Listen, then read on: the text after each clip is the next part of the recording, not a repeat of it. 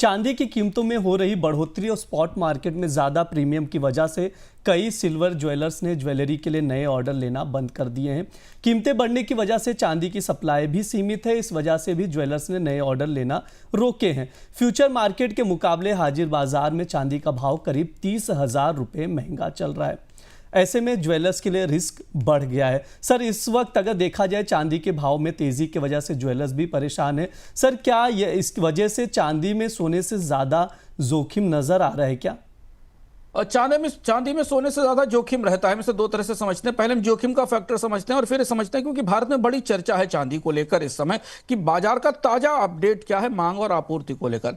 चांदी में सोने से ज्यादा जोखिम दो वजह से होता है, क्योंकि चांदी कहीं ना कहीं किसी सिस्टम में करेंसी का सपोर्ट नहीं है। गोल्ड तो रिजर्व्स में रखा हुआ है और इसलिए गोल्ड की कीमतों में मजबूती लंबे समय तक बने रहने की संभावना है, क्योंकि केंद्रीय बैंकों ने उसे खरीद रखा है। केंद्रीय बैंक कभी नहीं चाहेंगे कि गोल्ड की कीमत में कोई बड़ा क्रैश आए, नहीं तो उनके रिजर्व्स के वैल्यूएशन टूटेंगे। पर चांदी की मांग हमेशा वोलेटाइल रहती है, खासतौर से उद्योगों के संदर्भ में और बाजार में सामान्य खपत के संदर्भ में। तो इसलिए चांदी को गोल्ड की तुलना में थोड़ा ज्यादा जोखिम भरा माना जाता है, आम है।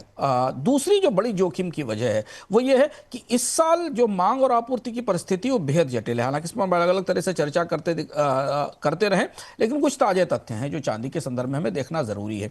दरअसल फिजिकल शॉर्टेज वास्तविक है, नकली नहीं है। ऐसा नहीं कहा जा रहा है कि नकली है, बल्कि ये वास्तविक है और लगातार एस्केलेट हो रही है।